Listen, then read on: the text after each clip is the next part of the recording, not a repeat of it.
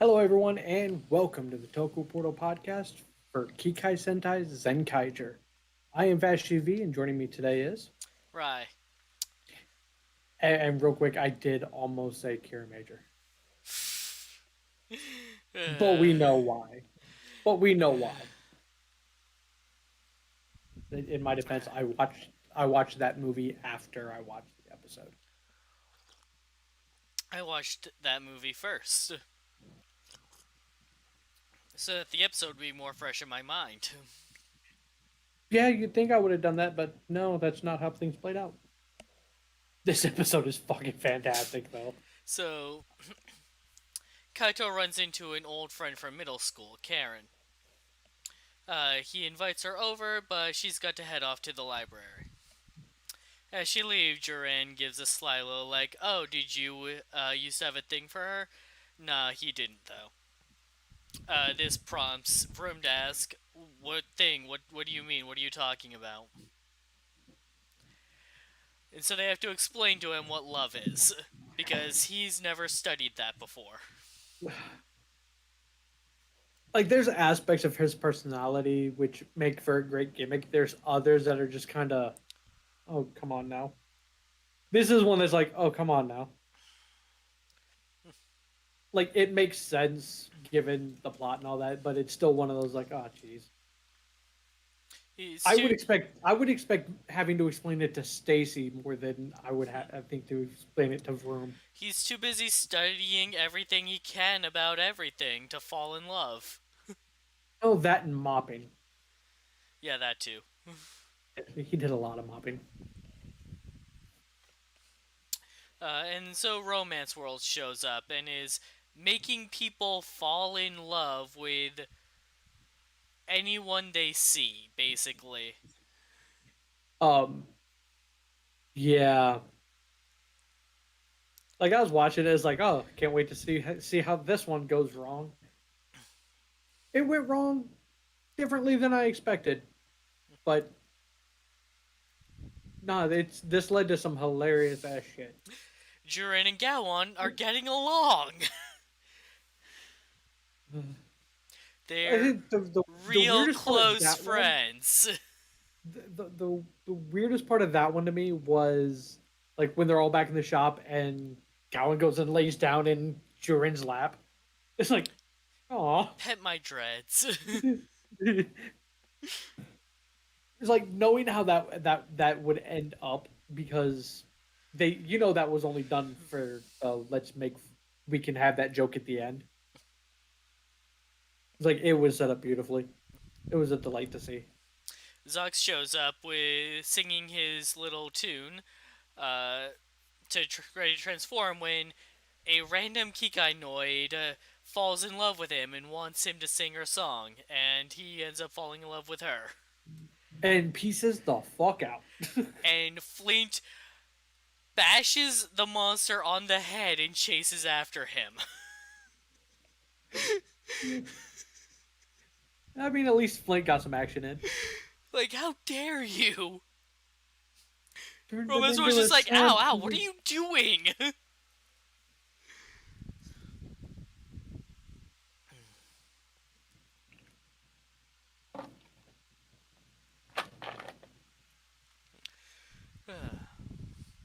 So, Monster gets away, and all around town, people are falling in love. We get an interesting note where at Toji Tendo, Bakuwatsu attributes this brilliant idea as inspiration from the lovely Geege. And Barishitara is not entirely pleased about that. No, and Geege even is like hesitant to take the credit for it, but he knows that it would put Bakuwatsu in a bad mood if he denied it. Right? So he's like, It's like, yes, that's you can see exactly the what apology in happened. his eyes. Like, I don't want to do this, but yeah, that was it. I inspired Barishitara. Barashitara.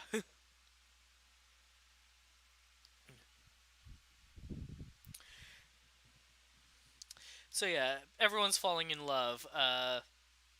Magine tries comforting Flint, who's upset about how Zox is behaving like a sap.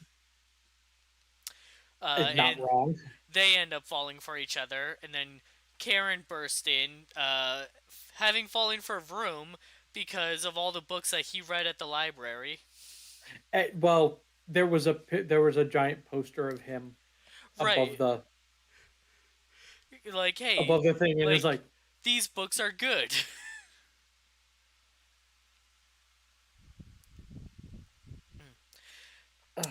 So now Kaito is the only one left who's unaffected by this. But then his grandmother walks into the room, having redesigned her sundae. And you Kaito, know, they set this up I badly. I know exactly what they were going for, but also my first thought was exactly what they did. Kaito falls in love with the Middle of sundae. the shit. Yeah, because no, they're not going to go that disturbing with it. It's like no, like that. Nah, It was one of those, like, as soon as it popped up, I'm like, no, no, they're I not gonna get, do that. It's gotta be the sundae. I, my God, the funniest one of the group.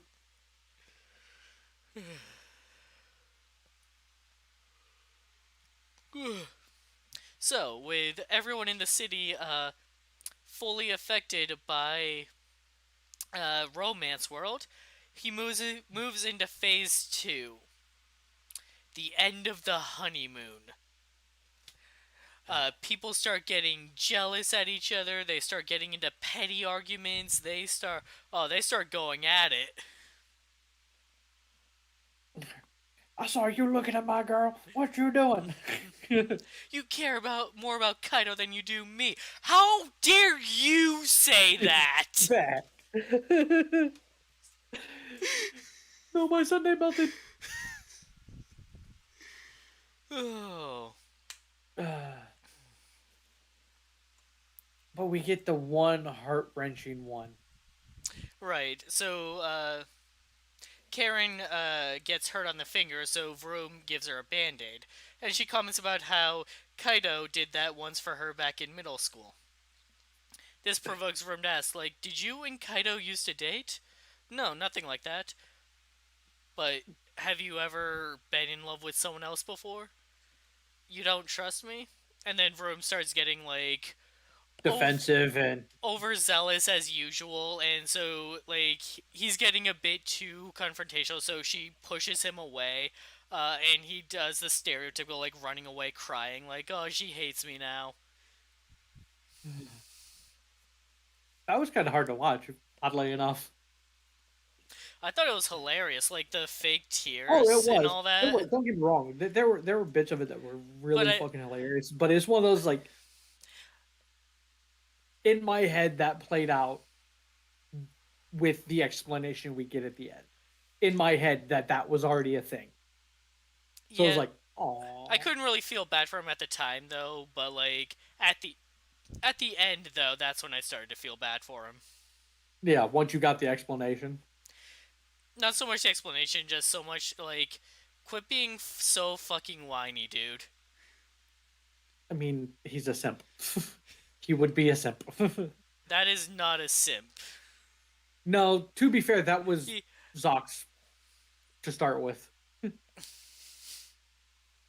Sure, you want me to do this? I'll do it.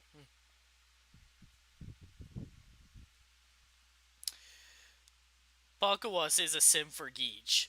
There you go. That's a simp. Yeah. And I literally, it was either last week or the week before, an idea that he hated. Like as soon as he says, "I think it sounds fun," Bakawas was like, "Yeah, it does sound fun. This is a great idea." Literally turned on a dime. Yeah, yeah. I can't argue that one in any way. Uh, uh. And so now all the Zenkaigers are upset and angry, and none of their relationships are working out. And it's all Romance World's fault, and so they're gonna take it out on him. With the best roll call ever. Heartbroken Sentai Zenkaiger. Oh. Which I realize this isn't the first time they've done this gimmick, because they did it with Recycle World, and they did it with Magine last week. Right. But no, I love when they do this. It's hilarious. My favorite one is still Kaito's unrequited love. I should have ate you before you melted. It's just like, what the fuck? I love the painted on like red handprint on Zox's face from when he was slapped. For like the entire part of that entire episode. Oh.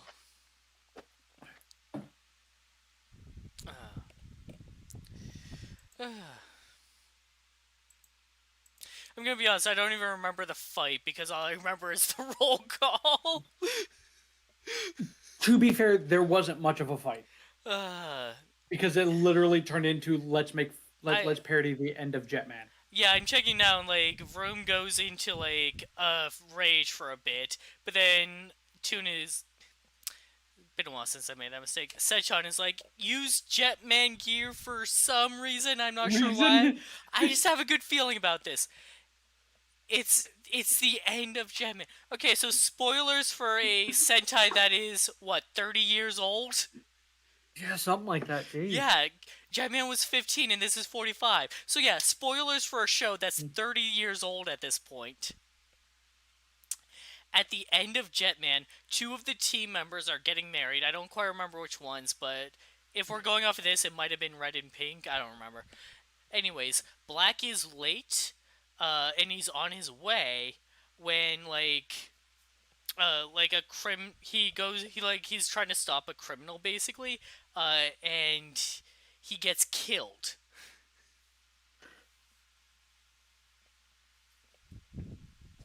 Like I have never seen the end of Jetman. I've never seen Or I Jetman haven't seen period. anything of Jetman.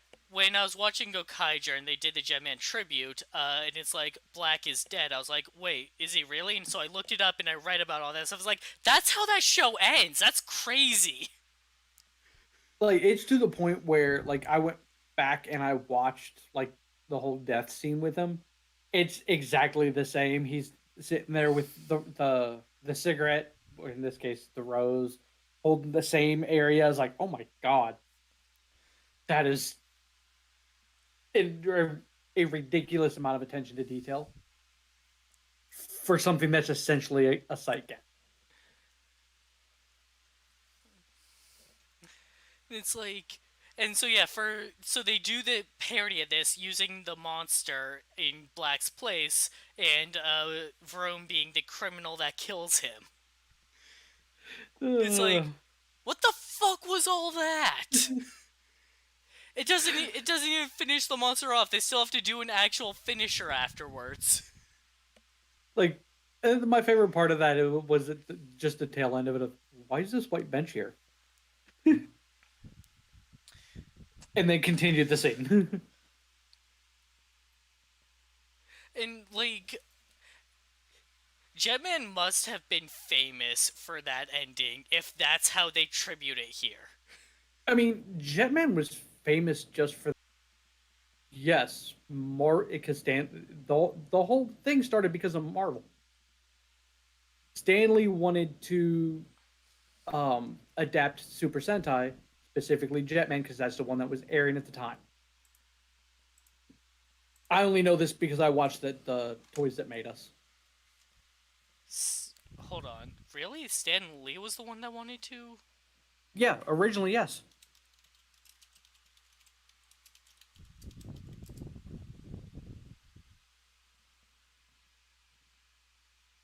Specifically watched a documentary about it.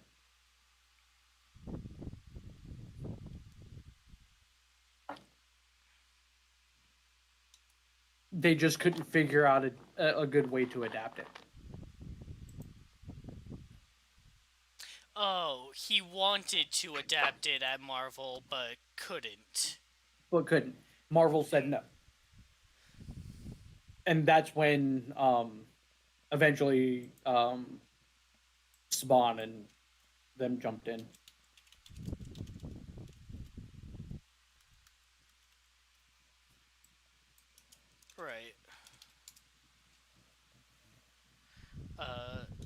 Could you imagine if Marvel had a hand in this, like back then?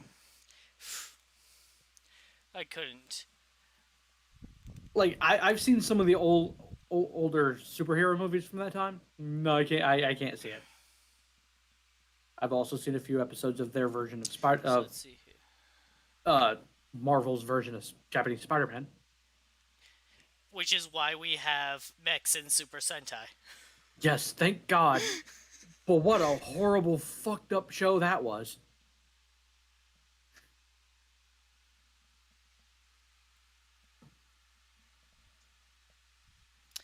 Let's see here. Okay, Stanley tried to sell Sun Vulcan. Oh, Sun Vulcan. Yeah, and it was when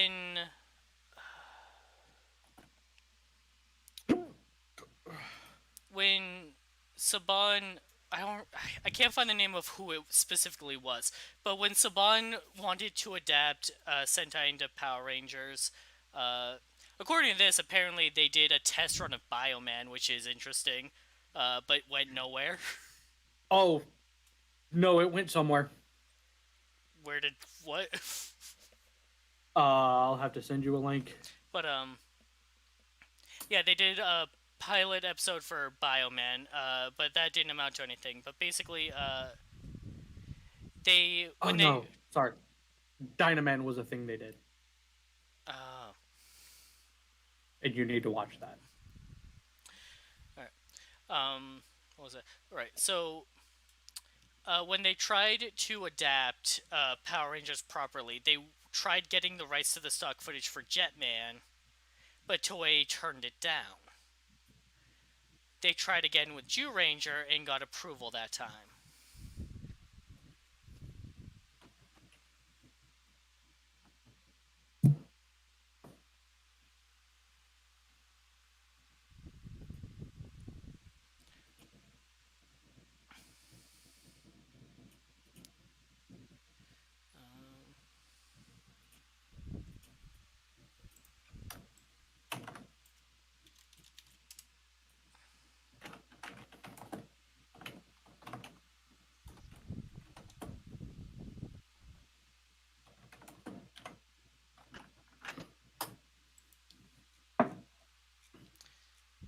I'm just trying to double check to make sure what I said was correct. That's what I remember hearing about. That does sound closer to accuracy for me.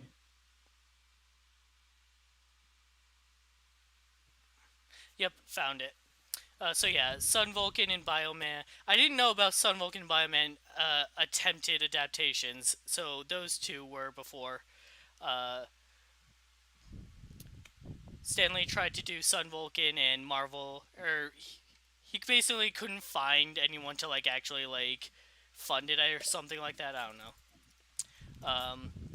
Apparently Hasbro tried to do Bioman, but that didn't take off. Uh, oh, I had my information wrong after all. Hasbro wanted to adapt Jetman, but it wasn't Toei who turned them down. It was Fox that didn't want to do Jetman and wanted to do Jew Ranger instead. Because dinosaurs. I got that part wrong. I mean, to be fair, that does make sense. Yeah. Alright, I'm glad I looked that up.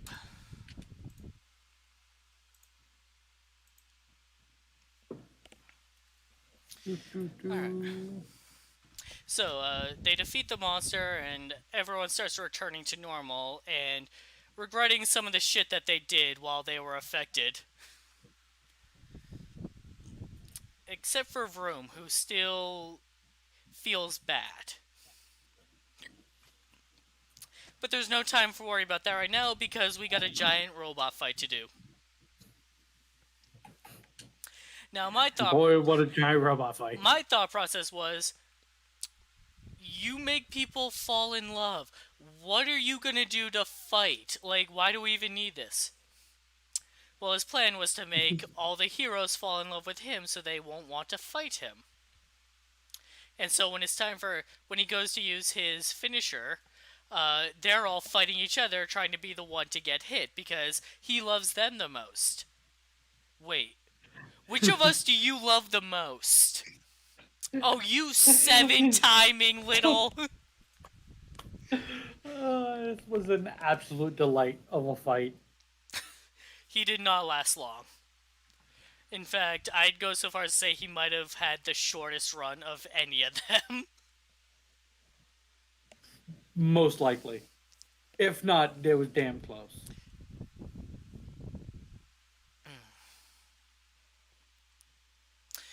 And then back on the ground, Karen apologizes for the trouble that she caused, but they're all like, no, no, don't worry. It's Toji Tendo. They're the bad guys. Everyone knows that.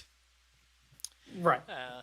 Then Karen takes her leave, and Room's like, why do I still feel bad, though? And Jiren points out, like, well, maybe you weren't being affected by anything. Maybe you actually did fall in love with her. And so we end on the note where Drew of Room going, so that's what love was. Well, at least he learned His something. first crush and his first heartbreak. He had a big day. I know it's not very important to the episode. But can we talk about Stacy leaping over the fence? Yeah, I was saving Stacy for the end here. Okay. Cause damn. Cause like while everyone is arguing inside the shop, Stacy goes to go in, sees they're all home, and is like, "No, I'm gonna wait." Once they all take off to go fight the monster, he leaps over the fence, scaring Yachan even. And just going, I want a snack. Oh. Like, what was your plan, dude? I guess he was just gonna hang out on the other side of the fence until they eventually left.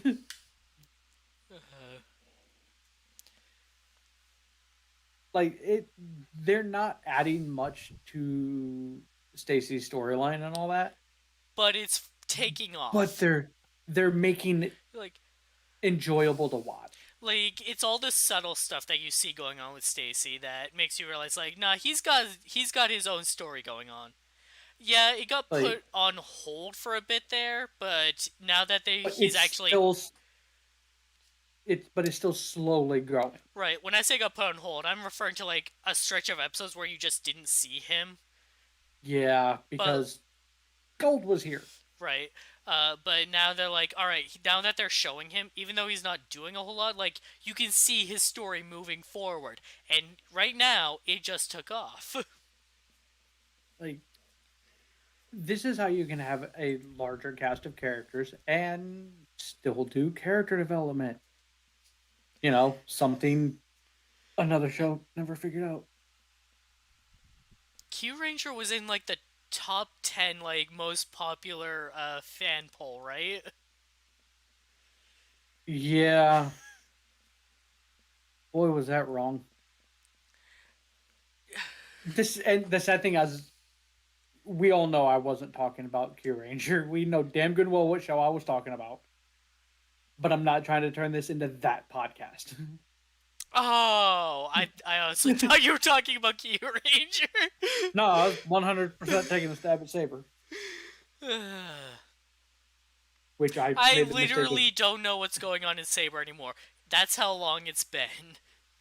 I have seen the episode up until where he gets his, super magic blue form that made every other sword obsolete and have not touched it since. Yeah, I only There's another common writer. So first off, I only knew that happened because you had told me in a previous podcast. So, like, I literally don't know anything that happens. Second off... Oh, no. There's another rider. Yes. Is there another sword?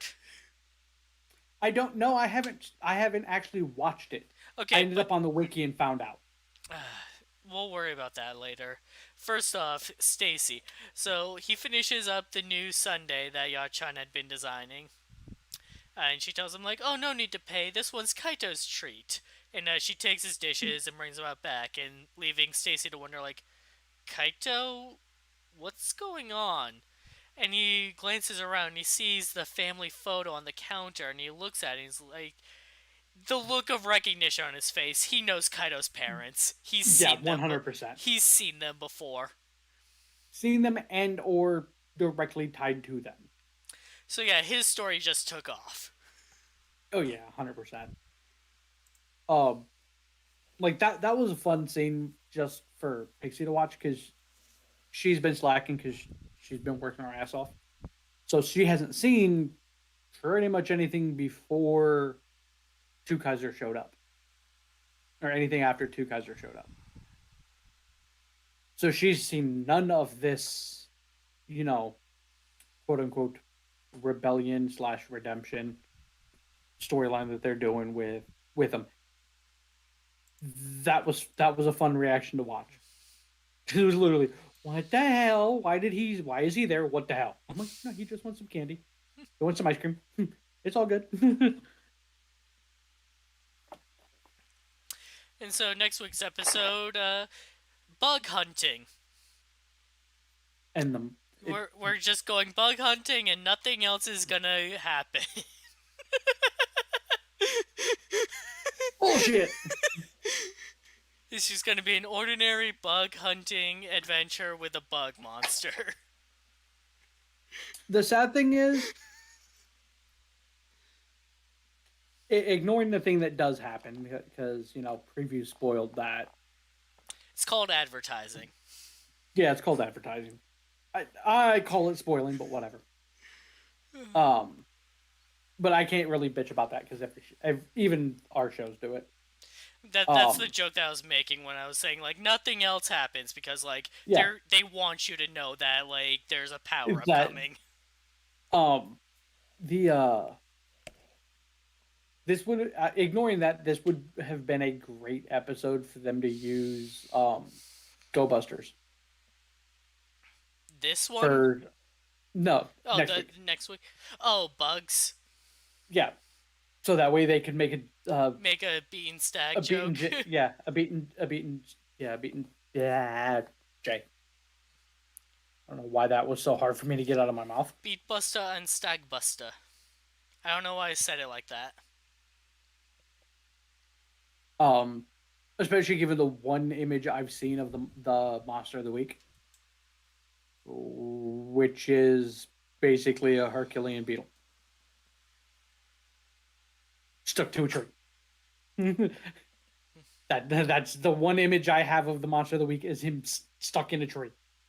I think I saw something in the preview of him standing in a field with someone going after him.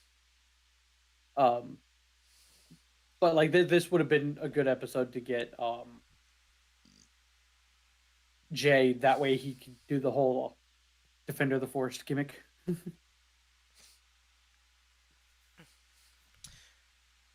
There are aspects of Go Buster I miss. That show wasn't phenomenal for me. It was a really good show, but it wasn't phenomenal to me outside of Jay and Silver and Gold, and then Enter. All right, Enter. The man who taught me French. That I immediately forgot now that the show is over. I think he said Cerebon a lot, or something like that. I don't know, man. Sevon? Seva. And Très bien.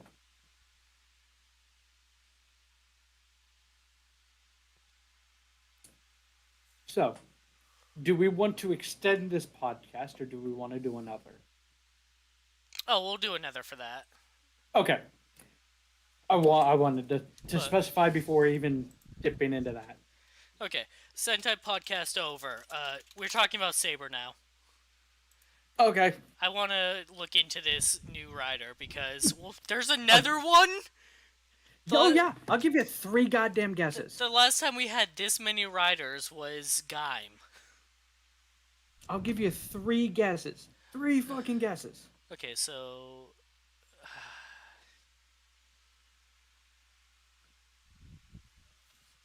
Three guesses. Uh, Going off of characters that I know.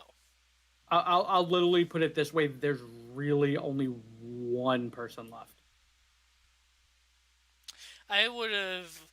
Uh, so the three people that I was gonna say would be the not princess lady that was kidnapped, uh, Toma's editor or whatever, and the last remaining villain that was like doing the Megiddo stuff. I was gonna say those three. Yeah, yeah. It's one of them. Let's see. Let me pull this up. Do, do, do, do, do, do.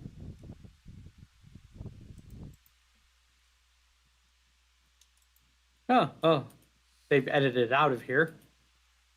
Um, but yes. So technically there are two new ones. Based upon this, and that is Kamen Rider Falchion. I'll give you three guesses who that turned out to be. Oh, I can see it right here. It's Disaster. I was going to actually say Disaster in my guesses, but I was like, you know what? I only get three. I'm gonna cut him out because he already has a monster form. Yeah, no, he's now Kamen Rider Falchion. I mean, I'm glad that got passed on to someone because it's a cool gimmick. I'm a little upset at myself Um, though because he was the one. He was literally like my fourth guess that I decided to cut out because he already had a monster form.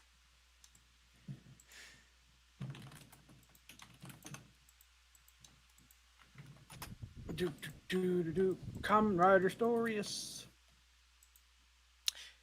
That was one of my three guesses. That counts.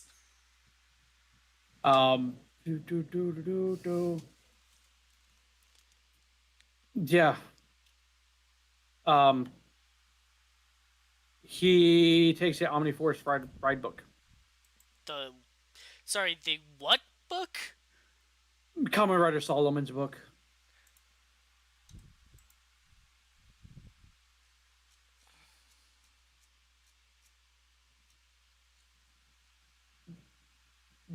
Psycho Crazy Pants Sushi Maker. His writer book. Okay, so he becomes the next Solomon. I'm assuming.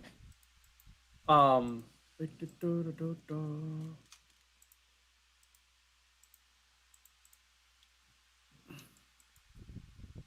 which, as per the TV Nihon, all they have listed is it's the same suit actor for the two of them. Um, Literally, when I was on here yesterday, Fandom had it,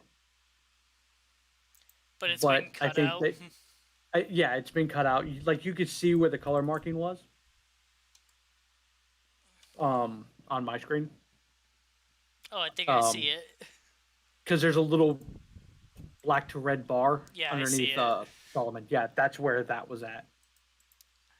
But most likely I'm assuming he hasn't actually turned into the Kamen Rider yet, but he just has the book Yeah, and all the shit. So they the probably did that just going, the the he's gonna be Kamen Rider Solomon. the fandom is a little inconsistent on spoilers. Right.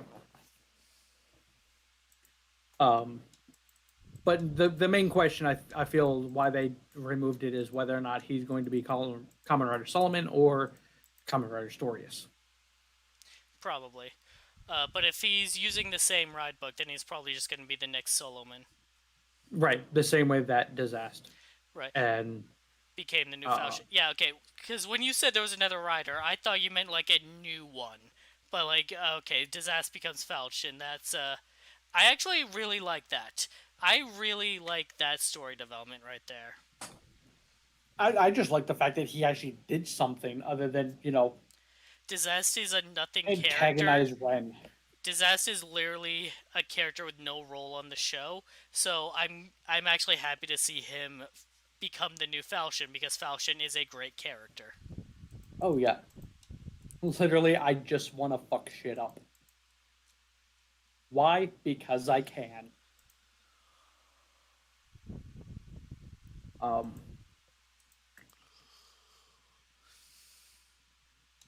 let's see.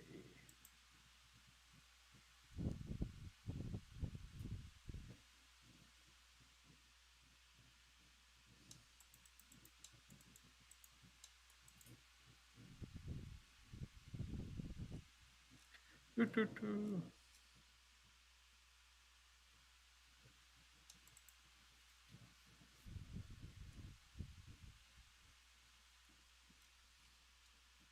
Is is Kento still the current caliber? I haven't, like I said, I haven't watched it up into that point that I stopped watching. Yes. Okay.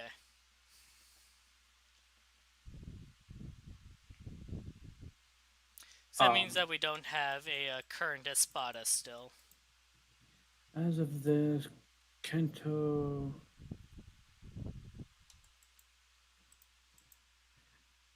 Yeah, the last. Yeah, Kento's still the last Caliber. caliber. It was not the first one, though. Apparently, but then No. again, what else is new? No, I meant Espada. It Oh. wasn't the first Espada. No, There's actually one that's listed. I mean, none of them were the first of their swords except for Solomon. Right. But Espada, Buster, Kenzan, and Slash don't have that previous um writer or previous character listed because you have Daichi to Toma, Kenshin to Rentaro, Hayato to Daichi.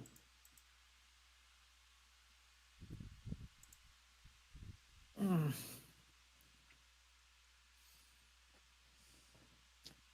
The longer I look at Saber, the more confused I get by what the hell they're doing.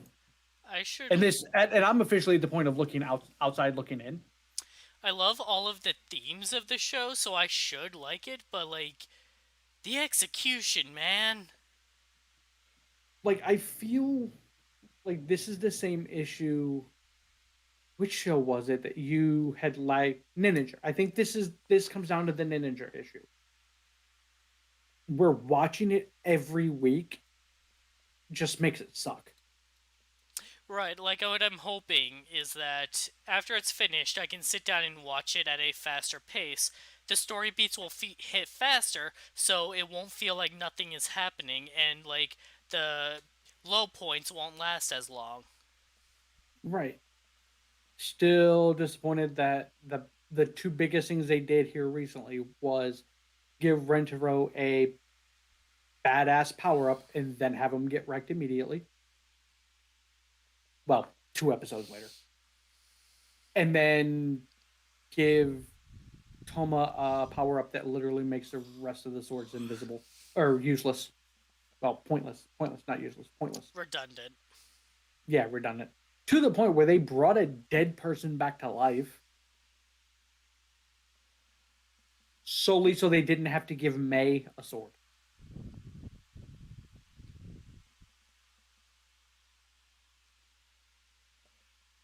Just make May the new Espada.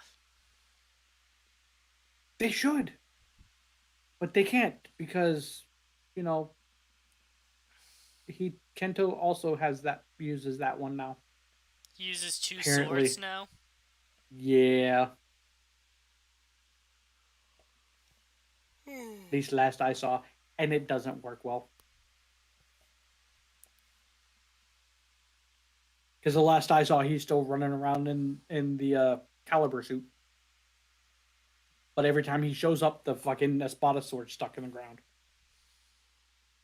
Hmm. Every time.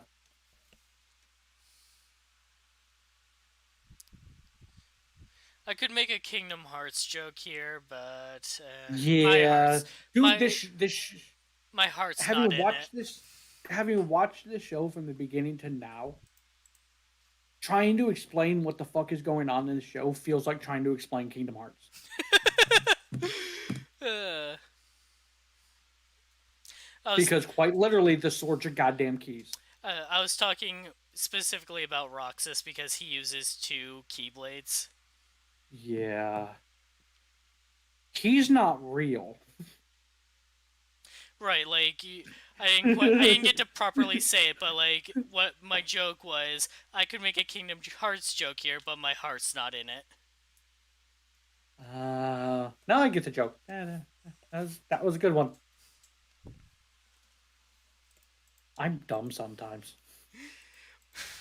It's not your fault, because, like, as soon as I said the first part, you, like, jumped on I that. jumped onto some. I jumped onto to latched onto something else. Ugh. But no, I was like, Sentai is banging this year. I'm really hoping Revice lives up to the hype, Okay, revise and spoilers. that hype being it's better than Saber. Yeah, so revise spoilers. Do So, we actually have any? okay, so Drago shared a source of, like, okay, so here's what the plot seems to be. We've gotten ones like that in the past, though, that turned out to be like 50% accurate. For example, the one we got for Build suggested that, like, the bottles was him, like, capturing spirits. Yeah. I Uh, mean, to be fair, they did kind of use that a little bit. kind of. So, like, you can see where the confusion came from and the misinterpretation. So, based on what Drago shared, he deleted it later. He probably, I don't know why, Yeah, but I missed that. I missed that then. okay. So, like, take this with a grain of salt, because it's probably only like 50% accurate. But the story that we might be getting is that because Revice is celebrating 50 years of Kamen Rider, it's going to be a bit of a tribute series. And so it's going to have throwbacks to previous riders. And so those previous riders will be tributed to certain forms. And so, like, each one will have an animal motive attached to it. Uh, one example. See, now I get your comment. Yeah, so, like, Build is a rabbit or I riot. If that's even true, like, we don't know. Like, the Zeal thing we got suggested that there were going to be, like, legacy forms for legacy riders, and that didn't Yeah. happen. Uh, Yeah. Um, I will admit I'm not entirely digging the Tamagotchi esque thing on his belt. eh, But again, early images, and I've said other things have sucked before they actually got put into motion. That turned out to be amazing, like Kamen Rider Jamaica. Kronos? Close. Exade. Hyper Oh, Muteki. the dreadlocks. The Dreadlocks. I was like, Um, wait, hold on. Vashi has said this name before. When was yes. it? You at least got the right show I, and the correct arc. right, like, I was very close. Um, but like that. To be fair, a lot of my "this is gonna suck" came from Exade because I jumped hard onto this. This looks terrible by scans. You had his level 99 form, which, to be fair, should have been a giant bag of ass, but somehow was not. Despite the overzealous need to have that BCG'd for a lot of it, Hmm. which, to be fair, in defense of TV Nihon, they're not that great with CG. Hence why I was expecting it to be a giant bag of ass. You remember the But they did it. Guardians from Build? Yeah. If you don't know what I'm talking about, go watch Build and just admire the CG. Admire any mass turn up of the Guardians, or go back and watch one of Zero One's first fights with the Falcon form.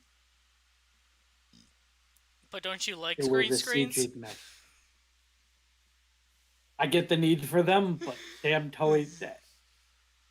50 years later, you think Toei'd figure out special effects? This is the shit they're known I for. I distinctly remember one fight. Uh, oh god, this is gonna be embarrassing if I'm getting this wrong, but I really want to say it was 01, where like there's a sky battle between two characters, and like you can see the green screen on the floor that they're standing on in the air. If it was 01, that would be the one of the fights the fight I'm referring to, where 90% of it is literally computer models, outside of the few random moments of them floating in the air. It was a hot mess. Not that 01 did bad by any accounts. 01 was fantastic. Compared to Saber, 01 is god tier. 01 hit a low point in the middle with the whole competition arc, which went on too long. And once that ends, it takes a few episodes for it to catch its stride again, but then it takes off like a rocket. Right. There's one or two giant left turns because of production Right, and COVID. like But Thouser straight up got shafted on character development. right, he just kind of got thrown into I'm a good guy now. I legit want to say he was 2 episodes got cut that were going to be dedicated to his redemption that just had to get cut. Right, and then they just turned it into he had a robot puppy when he was a kid and his Here, dad's an ass. like here's what I wrote on the notepad. We're going to film an episode out of this, but you can have just this instead.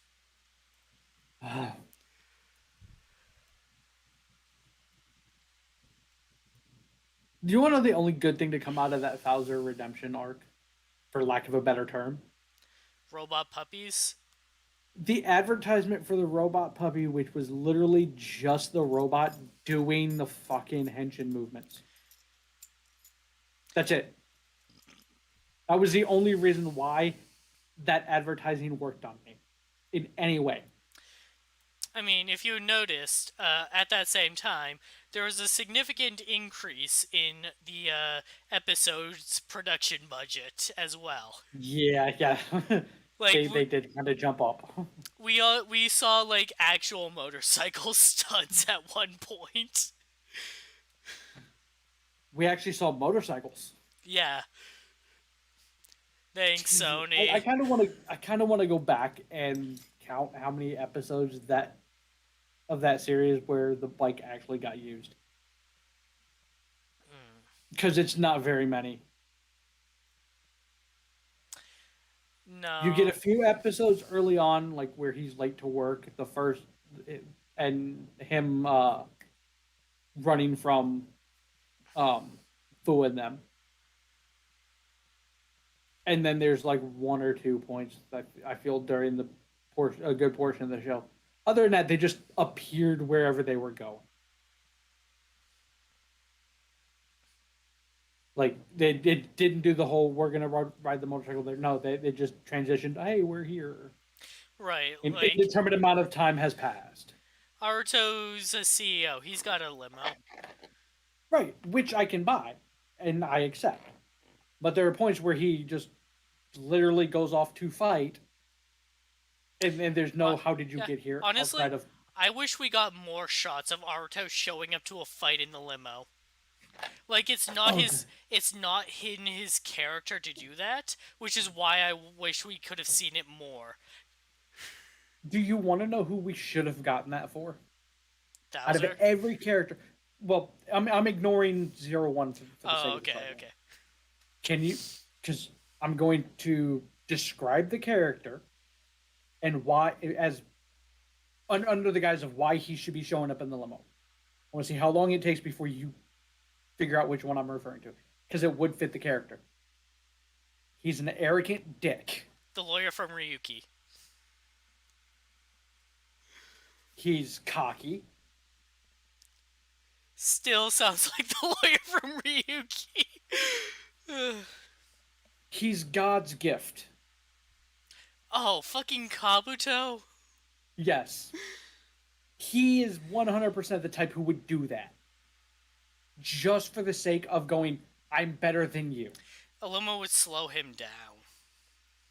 Oh yes, absolutely. But 100% you could see him doing that just to be arrogant. Like in the episode with the cooking contest, the fact he didn't show up in a limo astonishes me. Also, that was a great episode of Food Wars.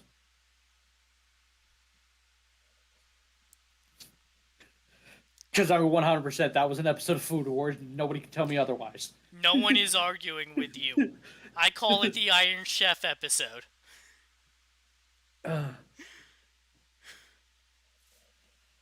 It's like you look back and try to describe a good portion of Kamen Rider. It's like you just sound like a madman. Especially when you try to get to Saber. Oh. I know what Saber feels like, and I feel you can attest to that. It's a D&D campaign.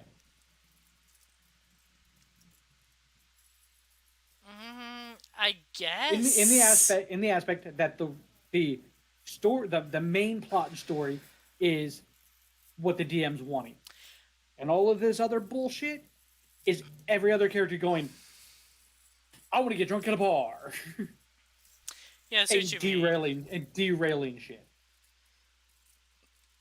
And therefore, the one mission to go get a book turns into, a 38-step process that should have been 2. Like, it just seems like a D&D campaign that went off the rails. But the DM's still trying to get it. No, come back here, you assholes. Stop flirting with the barmaid. No, you can't pull a Shrek. Leave the dragon alone. Well, at least let me roll first. This whole show is a bunch of people rolling and failing. Except for Toma. Toma keeps getting the god rolls. To the point of having magic eyes. That is never explained. Ever. Alright, we should stop bitching about Saber. Yeah, thanks for joining us tonight, everybody, and we'll see you next time.